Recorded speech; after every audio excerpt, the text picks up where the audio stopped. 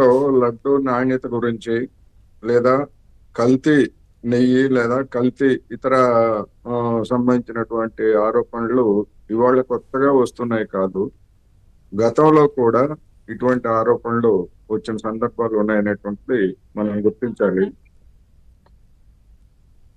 ముఖ్యంగా ప్రైవేటు కాంట్రాక్టర్లకి ఎప్పుడైతే ఇస్తున్నారో ఆ ప్రైవేట్ కాంట్రాక్టర్లు అధికారులకి కాంట్రాక్ట్ అంటే టెండర్ల సమయంలో సమర్పించేటువంటి శాంపుల్స్ ఒక విధంగా ఉంటాయి, తర్వాత సరఫరా చేసేటువంటి వాటిలో మరొక విధంగా ఉంటాయన్నది అందరికీ తెలిసినటువంటి రహస్యం.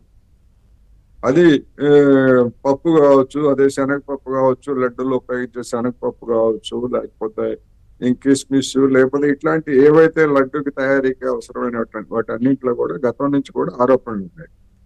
ఇప్పుడు దీనిలో జంతువుల కొవ్వు నుంచి తీసినటువంటి ఆయిల్స్ దీనిలో మిక్స్ చేశారనేటువంటిది ప్రధానమైనటువంటి ఆరోపణ.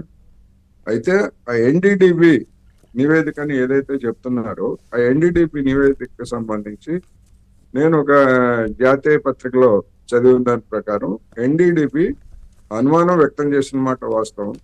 అట్ ది సేమ్ టైమ్ ఆ ఎన్డీడీబీ ఈ రిపోర్ట్ ఫాల్స్ కూడా కావచ్చు అని చెప్పిందని అందులో ఉన్నది. ఎందుకు అంటే కొన్ని సందర్భాల్లో అటువంటి రాంగ్ రీడింగ్స్ కూడా వస్తాయి అని చెప్పేసి చెప్పింది.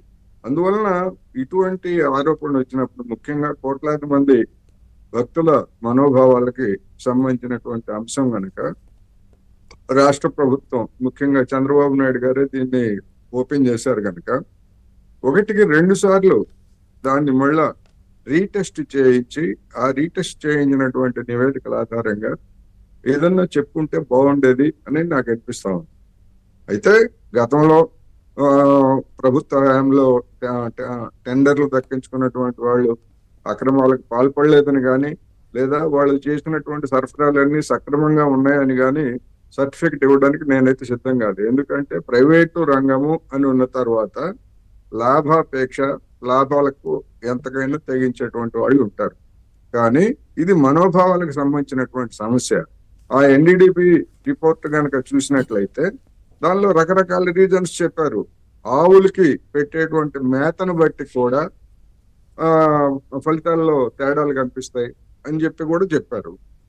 అన్నిటికంటే ముఖ్యం నేను ముందే చెప్పినట్టుగా ఒక్కోసారి ఫాల్స్ రిపోర్ట్ కూడా వస్తుందని కూడా అందులో చెప్పారంటే మరి అటువంటి నివేదికని ప్రామాణికంగా ఎట్లా తీసుకుంటారు అనేటువంటిది ఒక ప్రశ్న.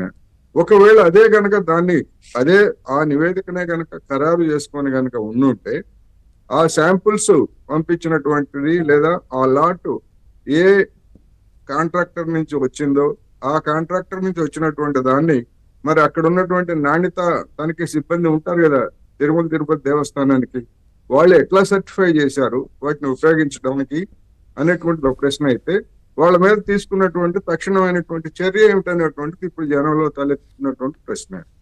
అందువలన దీన్ని ఇప్పటికైనా మరొకసారి నిర్ధారించి ఎవరు చేశారు, ఎట్లా జరిగింది, ఏమిటి అనేటువంటి నిజాలని నిగ్గు తెచ్చి భక్తుల్లో ఉన్నటువంటి ఆందోళనని ఉపశమింపజేయాల్సినటువంటి అవసరం ఉందనేది నేను ఈ సందర్భంగా చెప్పదలుచుకున్నాను. రైట్. శ్రీనివాస్ చౌదరి గారు నమస్తే అండి. సార్ పవన్ గారు నమస్తే సార్, క్లియర్గా మనం రిపోర్ట్ చూస్తూ ఉన్నాం. అంటే ముఖ్యమంత్రి స్థాయి వ్యక్తి